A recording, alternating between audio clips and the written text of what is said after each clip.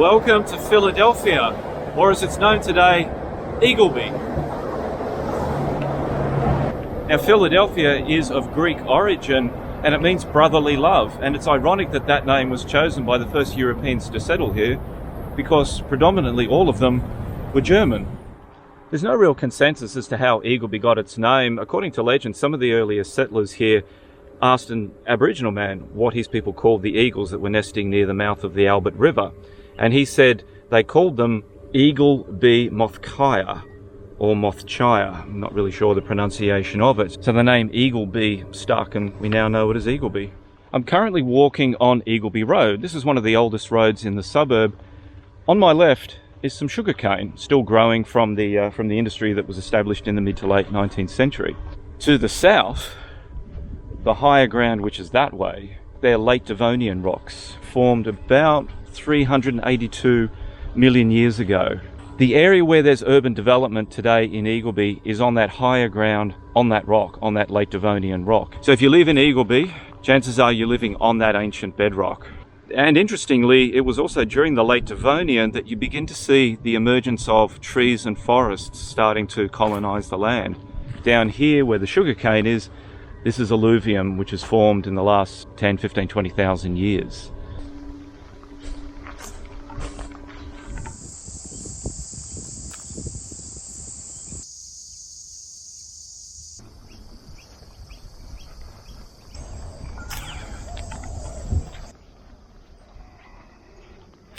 The information that I've got indicates that Eagleby Cemetery was started in 1854. Now that seems very, very early to me. I mean, when you consider that Beenleigh Cemetery didn't begin until at least the first recorded burial was 1872.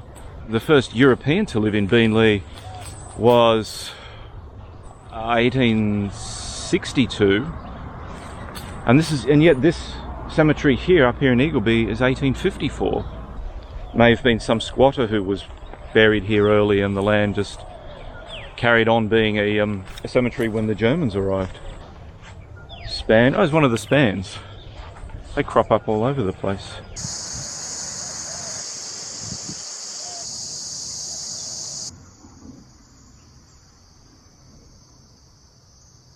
Not only was Eagleby originally called Philadelphia, another early name for it was Little Germany.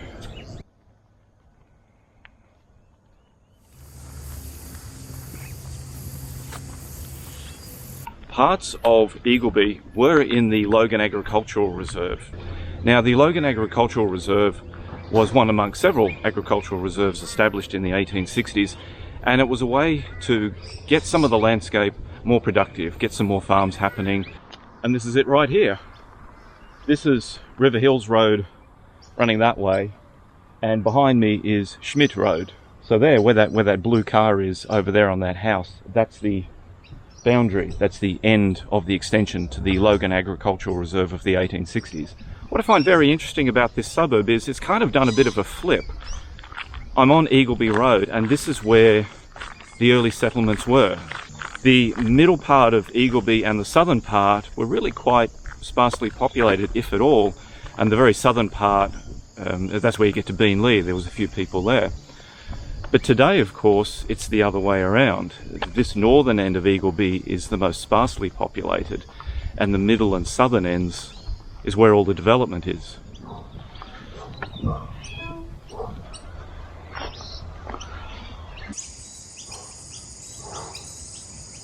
Just behind me there are the wetlands, and where I'm standing now used to be part of the Bethesda Aboriginal mission. This was started in 1866 by a German, and his name was Pastor Johann Gottfried Hausmann. A little bit later on, he got into sugarcane growing, as many farmers did around here, and the mission began to employ indigenous people, very cheap labour, to help harvest the sugarcane. It is believed that there are quite a number of other burials here, mainly indigenous, and maybe also some of the South Sea Islanders who were brought here to help with the sugarcane crops. Pastor Johann's Aboriginal mission and sugarcane farm went out of business in 1881, and he has the distinction of not having actually converted any indigenous person to Christianity.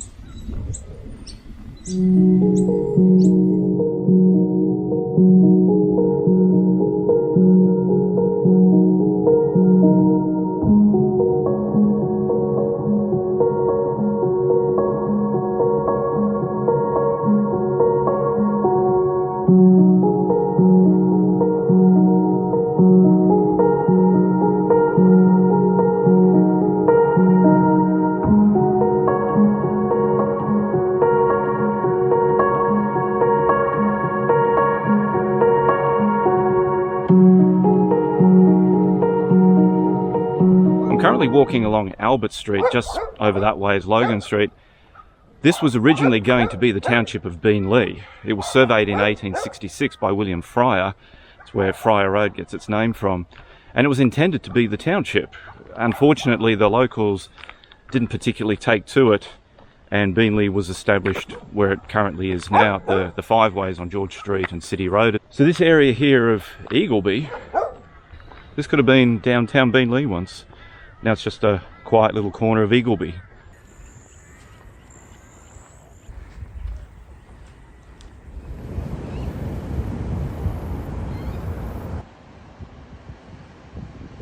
This is the Beenleigh Artisan Distillery, also known as the Beenleigh Rum Distillery.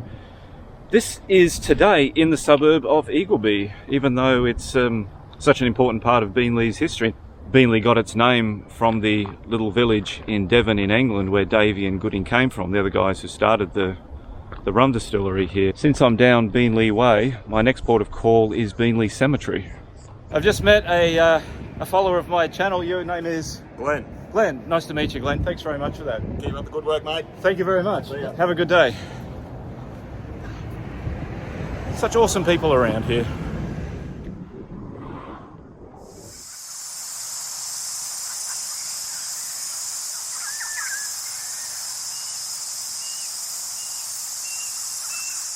This is Beenleigh Cemetery. The earliest recorded burial here is from 1872. However, it's quite possible that there are a few earlier unrecorded burials. And it's here in this cemetery that there is a rather unique burial, and it's just over here.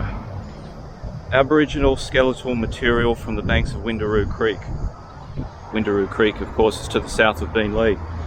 The identity of this Indigenous person is unknown, but he or she was given a full Christian burial. And actually just over there at the edge of Beenleigh Cemetery is a remnant piece of bushland.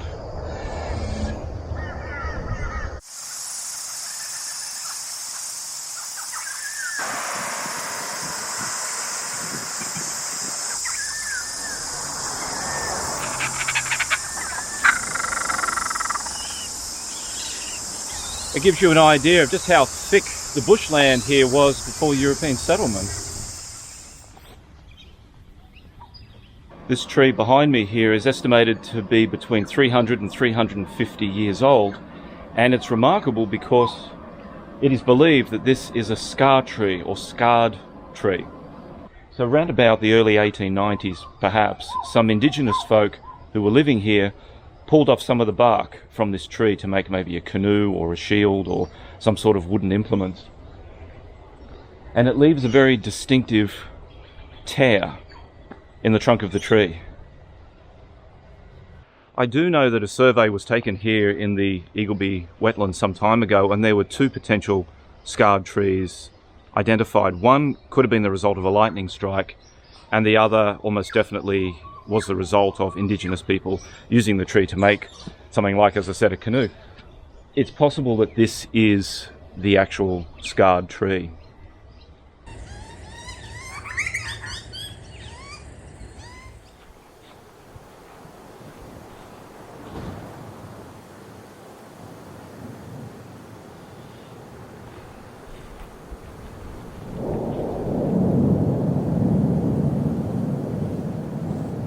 Walking along Schmidt Road now, and on my left are some wetlands, and I believe if the new freeway goes through, they're going to be built right on top of this area here.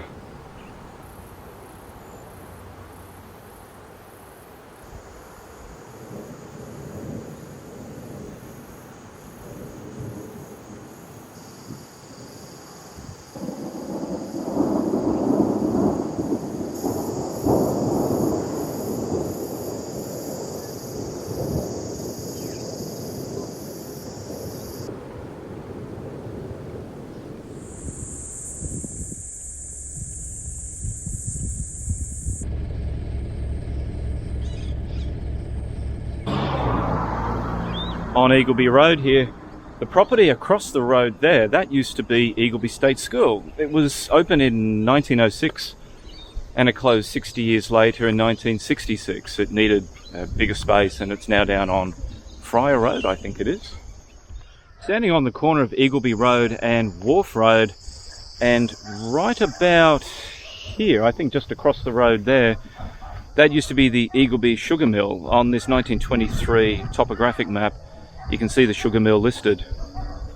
Throughout the 1900s into the mid-20th century, not a lot really changed here in Eagleby. It wasn't until the mid-1970s that something profound was about to overtake the suburb, and that was residential development.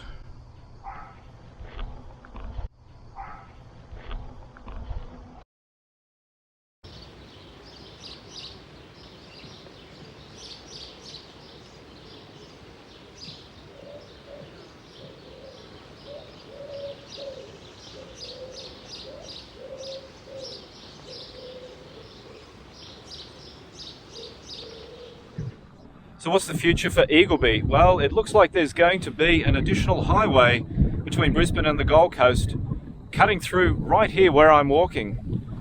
The highway will come down from over the other side of the Logan River, from the Mount Cotton area.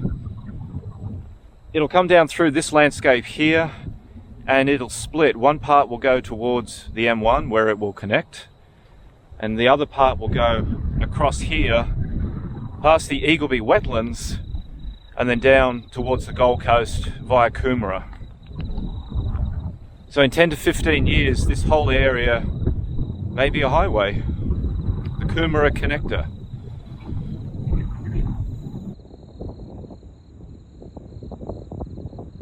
Just wanted to say thank you very much for watching the video. If you like this kind of content and you enjoy seeing local history programs about Brisbane and Logan and Gold Coast and further afield, please consider liking and subscribing to the channel.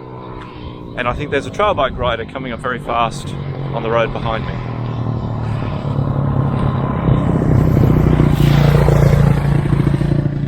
And there was.